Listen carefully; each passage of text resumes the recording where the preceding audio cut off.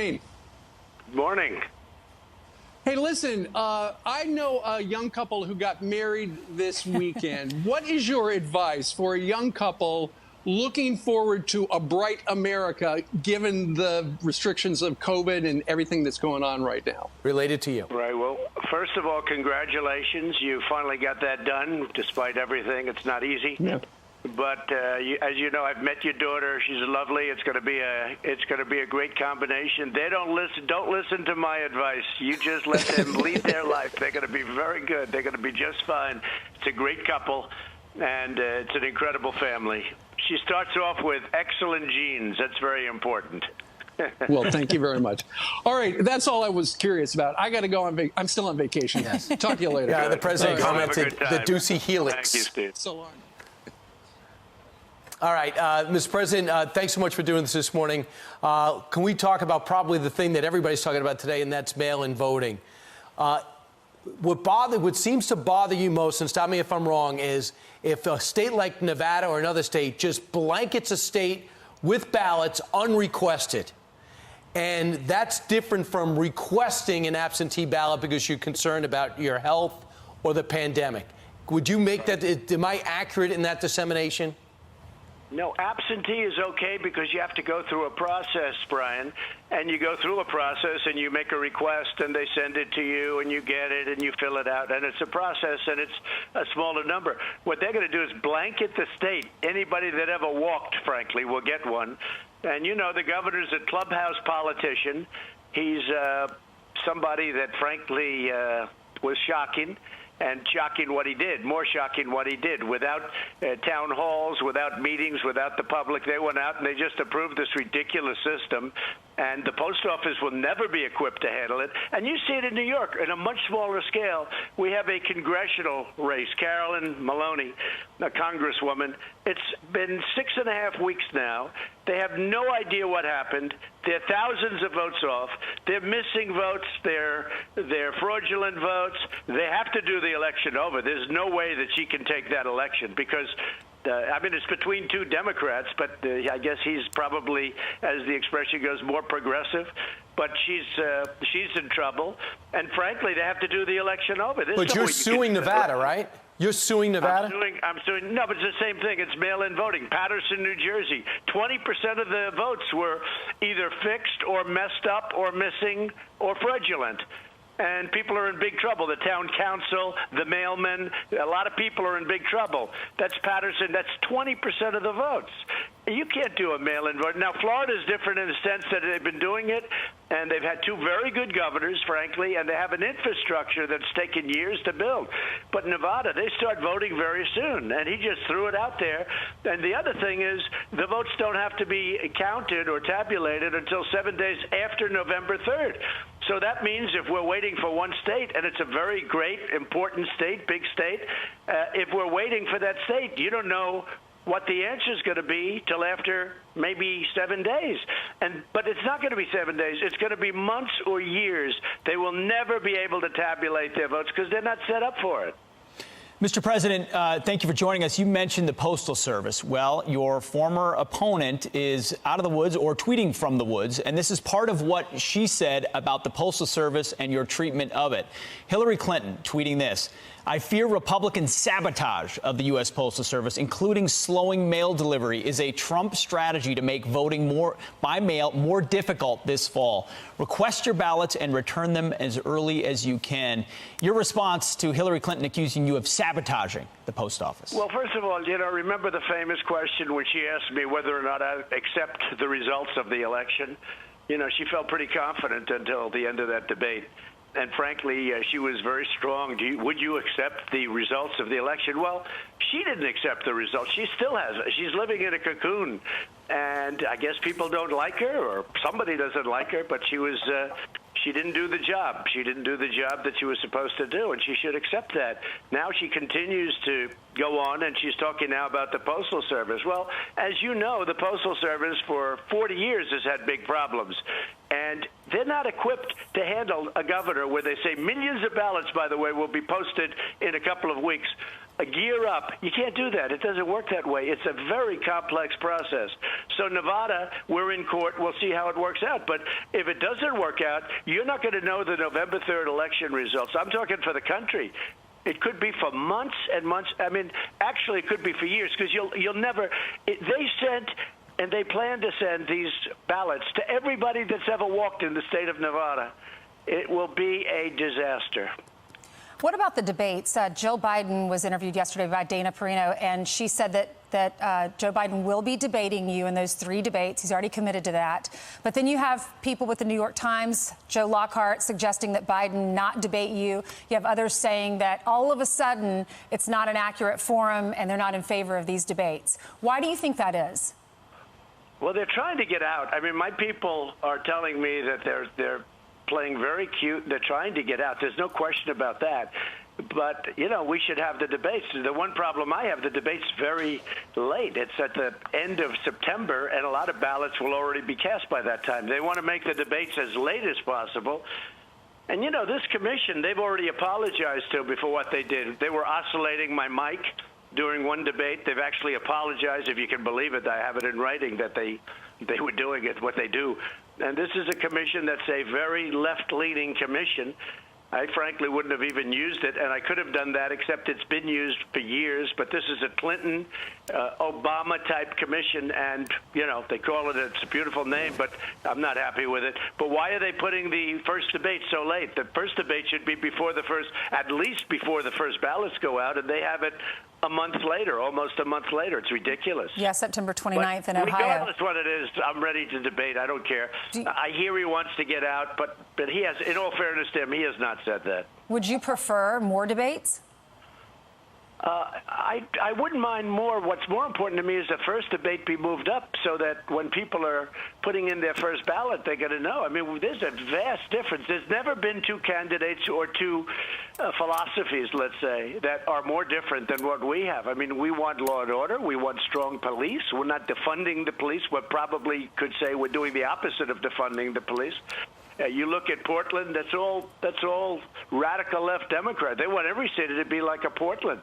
If we didn't go out to Portland, they've done a great job. Right. Just a very small group. If we didn't go out to Portland, they would have knocked down and burned down the post office, which is a $500 million, the federal building, the courthouse, and the post office, and anything else federal. You know, we didn't go just for the courthouse. We went for every federal building there because they weren't protecting it. They were unable to protect it.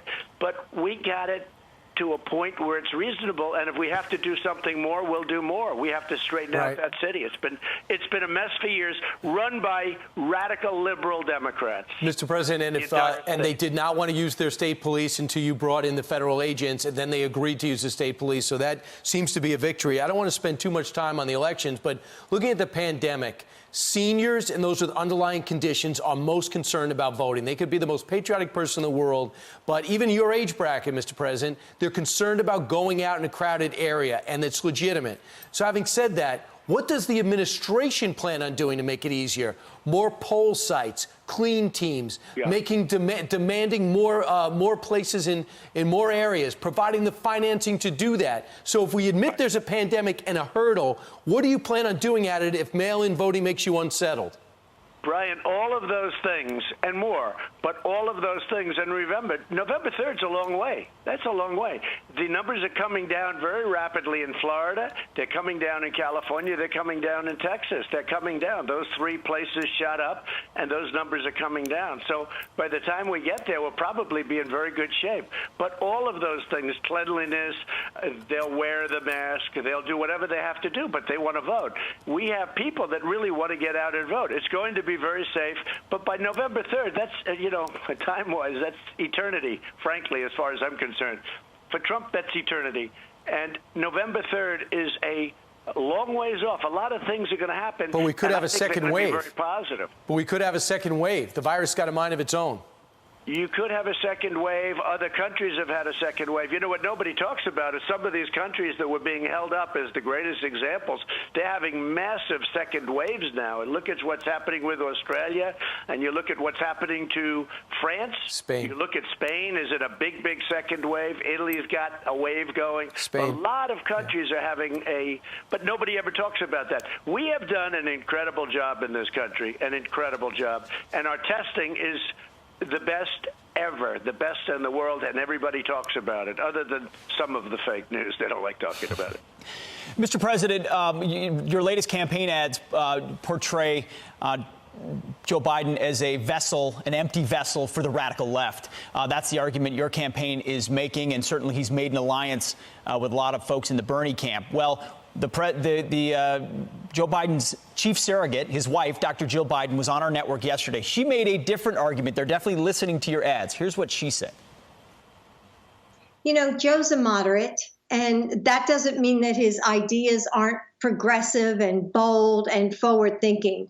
But he's not someone who's left. He's not someone who's right. He's a moderate, and that's who he's always been. I think Joe has a really strong vision of where he wants to take this country, and he has a strategy and a plan, and whether it's on climate change or education or the economy, Joe knows where he's going and what he wants to do. Mr. President, is Joe Biden a moderate? Is that what voters will believe? Joe Biden's whatever they tell him to be, and I think it's good that a wife is. I would expect a wife to say that. That's the appropriate thing to say. But Joe is being taken so far left. Look at the manifesto that he and Bernie agreed to. That's further left than Bernie ever was. No borders. Think of it. Open up the walls. Let's open up the walls. Let everybody, we're up to 276 miles of wall now. Thank goodness we have it, because Mexico is heavily infected, and we'd have a surge. I mean, Mexico's having tremendous COVID problems. We will have the wall completed, almost completed by the end of the year. Shortly thereafter, it'll be completed. 537 miles of beautiful, very, very powerful wall. And wherever we put it, nobody's getting through. Nobody's getting through. But the fact is that Joe has agreed already. So how can they say he's a moderate? He's agreed to all these things. You take a look what he wants to do to police forces. In Florida, Texas, they just gave me all of the law enforcement, gave me their endorsement. But they have no choice. It's not, I told them when we were together, I say, I'm very happy to have it, but you have no choice. Because you take a look at what they're doing with the funding, whether it's defund or reducing the funds very substantially. But Joe is totally involved with every one of those horrible things, whether it's sanctuary cities, and the whole concept of open borders is so bad. And then they're going to raise your taxes by 2, 3, 4 times. People are going to, hey, look, our stock market is very close to hitting a new record. NASDAQ has already hit a new record. Joe will drive the market into a depression. And the biggest thing holding back our stock market is the possibility that Biden gets elected. Because if he gets elected, our stock market will crash. If we didn't have an election right now, 2 things would happen. Number one, our stock market would be even higher, and it's already setting some records. And the other thing is Iran, China, everybody will be at the table the first day within 24 hours wanting to make a deal, including North Korea. Well, by the way, if Hillary Clinton got in, you would have been in a war right now with a long time. Maybe it would be over and maybe it wouldn't, but you'd be in a war with North Korea. North Korea, we're doing fine. We're doing fine with everything. They're all waiting now to see, and they don't want Trump. China, the last person. I've taken in tens of billions of dollars from China. Nobody took in 10 cents from China. China was having the worst year they've had, Brian, in 67 years. Pete, you and I talked about it once before. The worst year they've had in 67 years. We had the greatest year we've ever had last year, and now we're going to do it again. Next year is going to be a very strong year, very, very strong. Maybe competitive what we just had prior to the China virus coming in, prior to the plague coming in. So we're set up to have phenomenal numbers, and you saw the numbers coming out yesterday. They were incredible, having to do with automobile production, having to do with manufacturing. I mean, the numbers that are coming out are shocking and startling to people.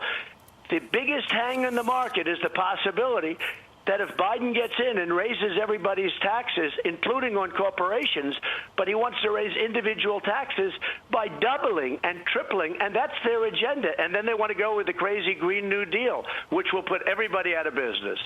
What's your plan for businesses when it comes to the payroll tax cuts? Well, I may do it myself. We're negotiating right now. I have the right to suspend it, and I may do it myself. I have the absolute right to suspend the payroll, to do the payroll tax, and we call it a payroll tax suspension. That's an incentive to people and small businesses and businesses generally to hire back their workers. And we're doing very well in that regard. But I will tell you this, the blue states, the Democrat states, they don't want to open up anything. They don't want their schools open. They don't want their businesses open. They want to keep it shut. And you can't do that. You're hurting people by doing that. There's a cost. We did the right thing. We closed and then we opened. If we didn't close at that time with that terrible virus that should have never been here, China should have stopped it. If we didn't close, we would have had millions of people dead. We've done it right. Now it looks like a very strong V based on all of the numbers we're getting, and you'll have a big number on Friday. I don't know what it's going to be, but you have another job numbers. In the last 2 months, we've set a record on the job numbers, and now we're going to have another big job number on Friday, so it'll be interesting to see what that is. But we're heading definitely a V. But the Democrats are standing in our way. They don't want their states open, even if the state is in good shape. Because, much of the country is in really good shape. We see the red spots, and we have them in red, the COVID areas. But the country is in very good shape, and we're set to rock and roll. But the big problem we have is Democrats don't want to open their schools. They don't want to, because they think it's going to hurt the election for the Republicans. And they shouldn't play that game. They should put the people first. But, Mr. President, when it comes to the coronavirus, roughly we're getting 60,000 new cases a day and 1,000 deaths. So that's what's got people freaked out. Got 18 states with increasing cases as they try to get a hold of this thing. Well, going back to the testing for a second, while we have testing, we don't have the reagents and we don't have the swabs. I'm just wondering, what is going on with the Abbott test? If you got that 15-minute test that the White House has all around the country, you don't make the Abbott test. Why can't they flood the country with the Abbott test? It would help sports, schools, and businesses. But where is this test? We're at 50% on the test, the Abbott test or its equivalent, where it's a 5-minute test and goes up to 15 minutes. It's a great test. By the way, that test didn't even exist until we came up with that test. But it's like they stopped making it. I don't know anybody that gets it. They're all going to these labs and it's taking forever. 50% of the country is short-term testing. We're going to more. But you have to remember, we did 61 million tests. The next country is, like Germany, is at 3. India, with 1.5 billion people, is at 11. We're at 61. Nobody's even close to us in testing. And, it's just another talking point. And by the way, when you do a lot of testing, you have more cases. So they say, we have more cases. Well, that's because we test and we find people that need help and we take care of them. This country has done a great job on the corona, and I will say, the people that have worked on it have been amazing what we've done. From ventilators where we had nothing to making them now for the world. We're supplying the world now with ventilators, and you go back 4 months, we didn't have any, and it's a complicated piece of machinery. It's big, it's expensive.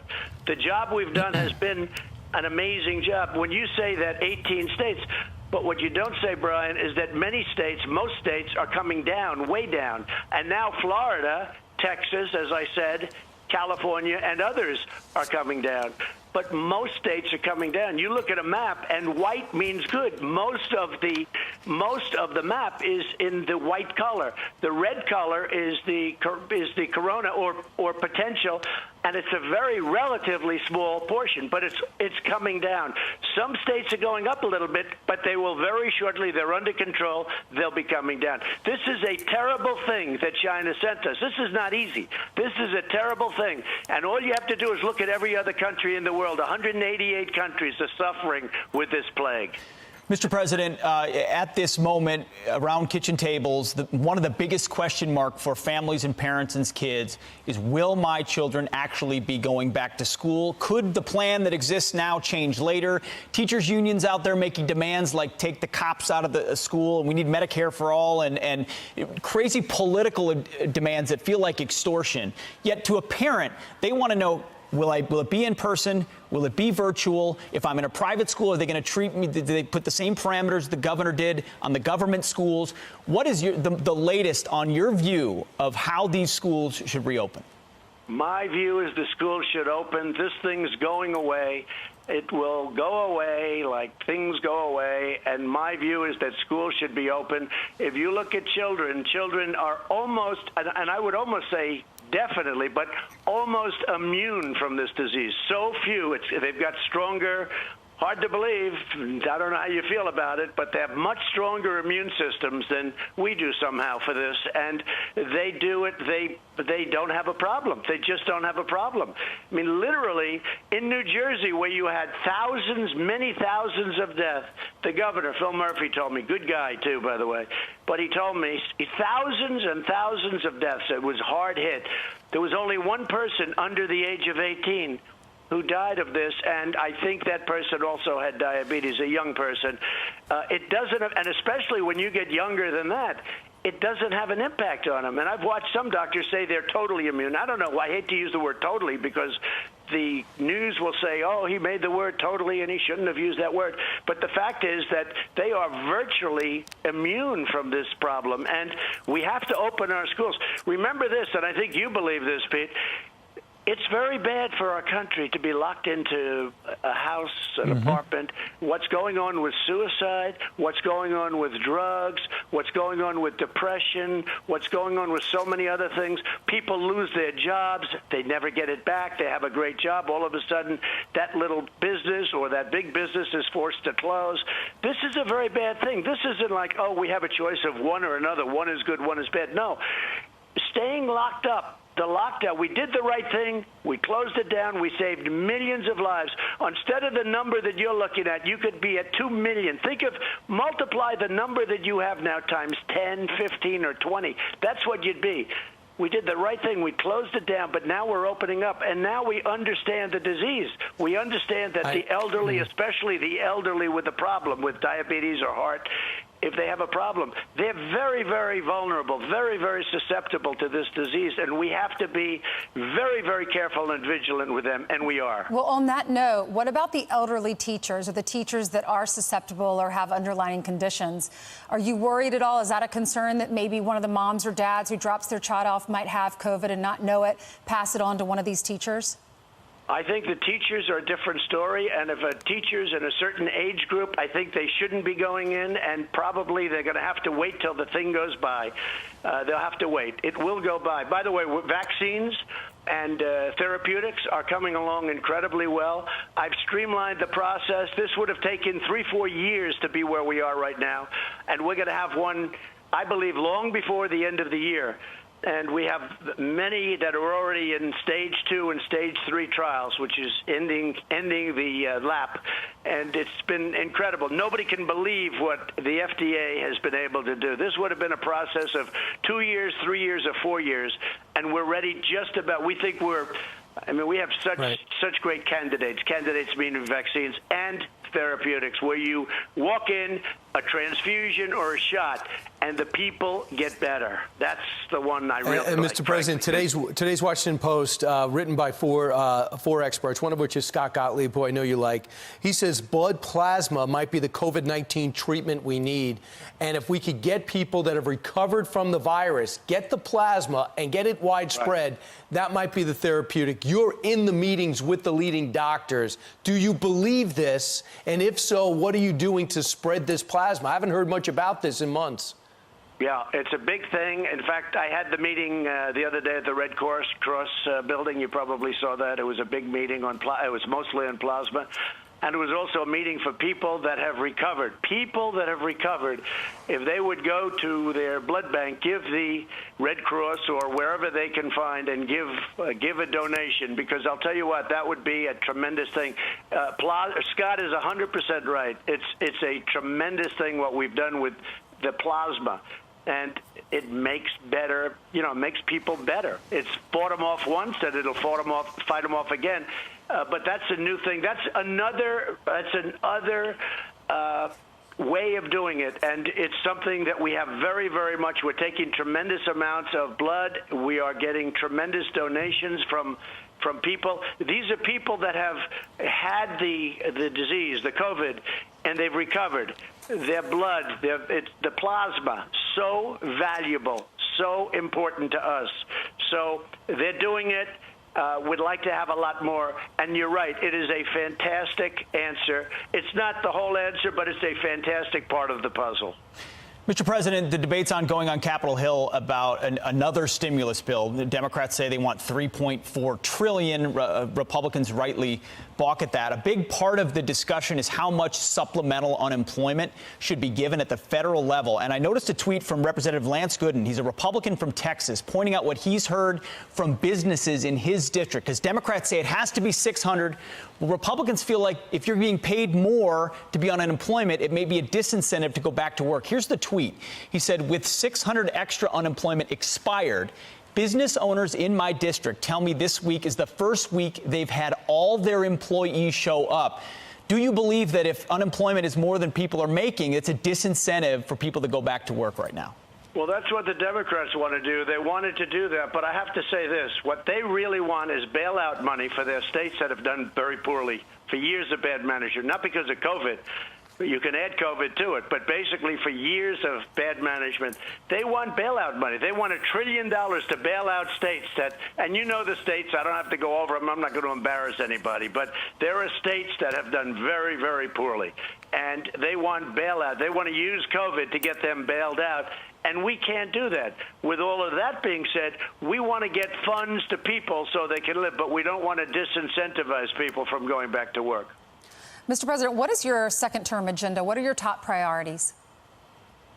I want to take where we left. We had the greatest economy in the history of the world. We were better than any other country. We were better than we were ever. We never had anything like it. This country, 160 million people working. We've never had that before. We've never even come close to that. Best employment numbers, best unemployment numbers for African American, Asian American, women, Hispanic, everybody. The best numbers we've ever had, the best stock market we've ever had, although we're coming very close right now. In fact, NASDAQ is already higher than that number, so a lot of good things are happening. That means to be jobs. What I want to do is take it from that point and then build it even better. We are becoming a great manufacturer again. I'm taking business and I'm taking trade back from these other countries that have ripped us off for years. Our allies also have been ripping us off for years. They don't pay their bills. They're delinquent. They're our allies, right? Everybody says they're wonderful allies. I said, yeah, but they got to pay their bills. We protect them militarily, and then they take advantage of us on trade and the military because they don't pay their bills on military in some cases.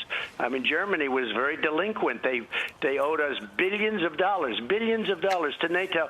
They should be paying their bills. They're a rich country. They should be paying their bills. Why should we defend countries and not be reimbursed? I mean, if somebody thinks differently, they can do whatever they want. But Germany was totally delinquent. You know, it's very interesting. We're supposed to protect Germany from Russia. That's fine. But Germany is paying Russia billions of dollars for energy. So we're protecting Germany from Russia. Germany's paying Russia. What's that all about?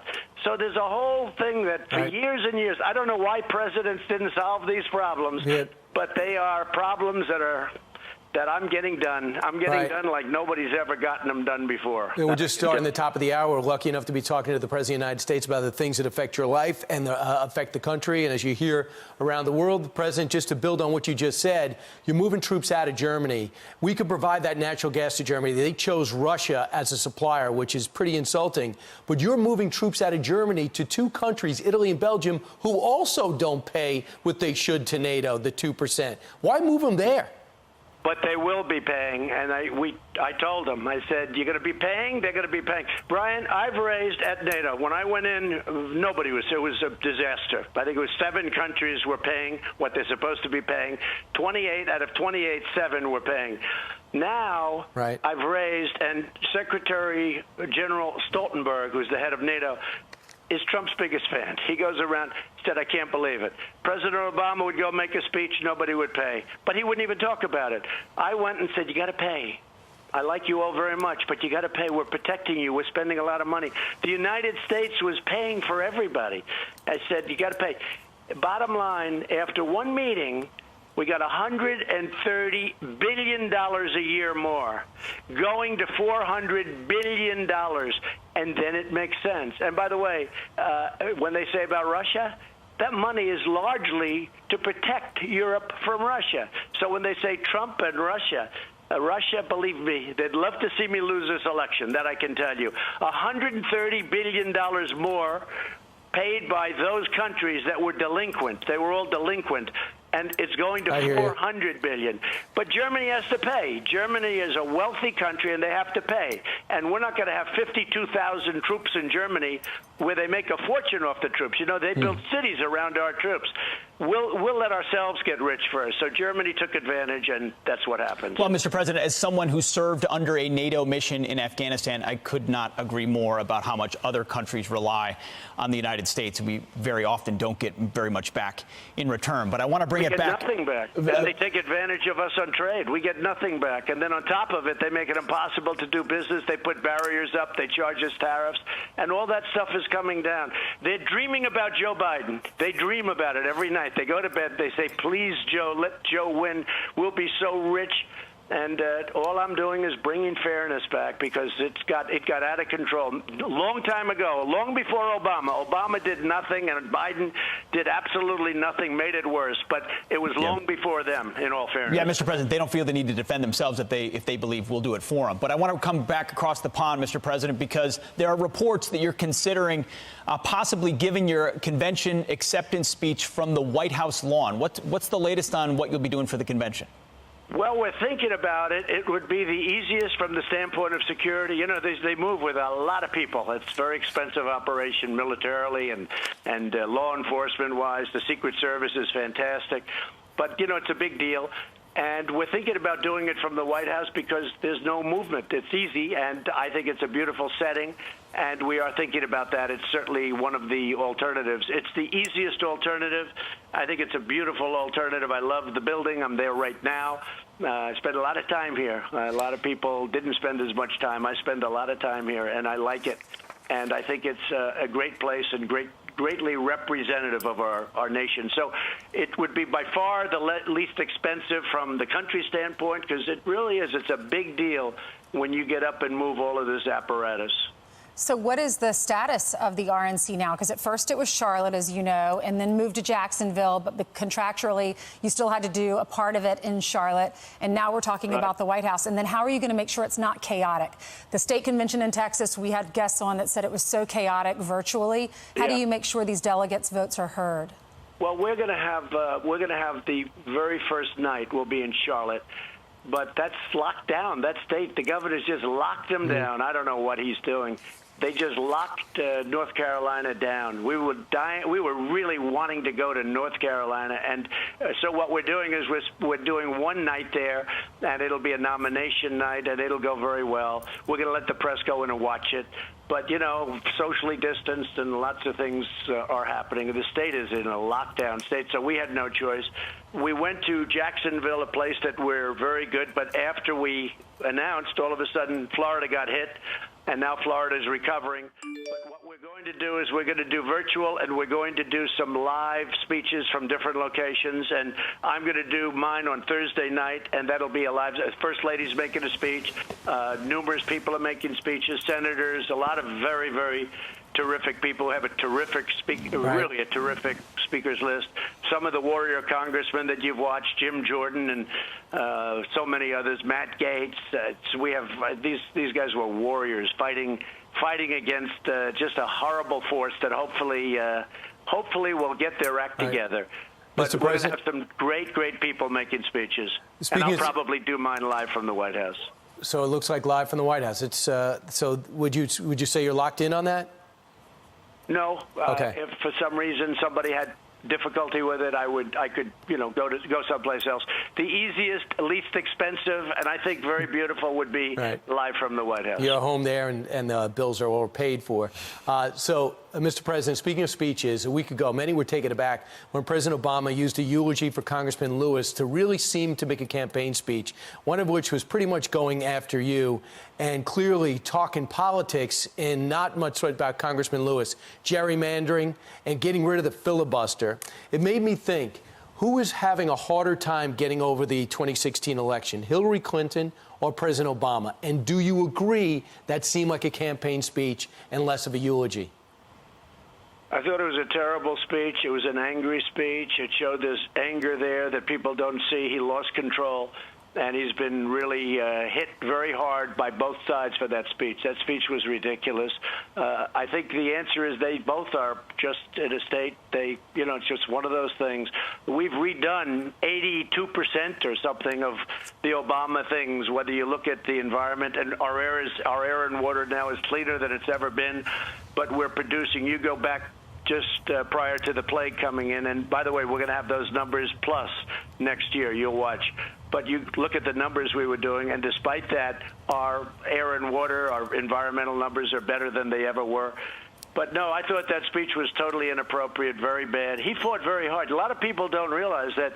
I think, and I said it the other day, he fought just as hard or harder than Hillary so that Hillary won. He was somebody, I didn't know him, but he was somebody that wanted me not to win. He wanted to keep this whole thing going. But he mocked you. He mocked now. you at the Washington Correspondents' Dinner. He mocked you on Jimmy Kimmel's show that you're never going to be president, and you became president. Do you think, to a degree, he's not over that? Well, I was at that dinner, and the Washington. A lot of people say I ran because of that dinner. That's absolutely not true. Actually, he joked, but it's supposed to be joking, and he joked, and I actually thought he did a very good job at that dinner. I thought that dinner was actually a very good job. I thought his speech the other day at the funeral was a terrible, terrible representation of what our country is all about. I thought it was absolutely terrible. But he fought very hard for Hillary Clinton. I think he fought harder than she did. You remember I used to complain all the time, look at all this, he's going all over the place. And, it actually inspired our voters. And we have more enthusiasm right now with our voters, Brian, than we ever had in 2016. And we had great, and nobody ever saw enthusiasm like 2016. They came from the lakes, the rivers, they came from everywhere. They came from places that the Democrats never heard about, and they voted. And they lined up, and I don't know if it was ballots or not too many ballots. They just loved standing there waiting to vote. They came days early. They've never seen anything like it. We have more today. I just got back from Texas and Florida. We had lines miles long along the highways and along the roadways with the flag and the American flag and the Trump flag. And the one thing I notice is that whenever you have an opposition group in line, they never have the American flag. They never fly the American flag. I can always tell our crowds. But there was virtually I didn't see anybody, literally thousands, tens of thousands of people. They were all for Trump and Trump-Pence. You have the sign. Mike Pence has done a great job, by the way. Great. He's been a solid, incredible vice president. He's done a fantastic job. People love him. But they had the Trump-Pence signs all up and down the highway, and it was an incredible thing to see in Texas. And I got the full endorsement of law enforcement. And, I told them you don't have a choice. In all fairness, what's the choice? You don't have a choice. But I have full endorsement of law enforcement almost everywhere. Mr. President, there is a group on the left that carries the American flag because they want to burn it. And it's Antifa. We've seen the violence they brought to cities across America. There was a hearing yesterday on Capitol Hill where Ted Cruz tried to lay out and get an understanding of where the funding's coming from, what this group is all about. But it seems, Mr. President, that Democrats are hell-bent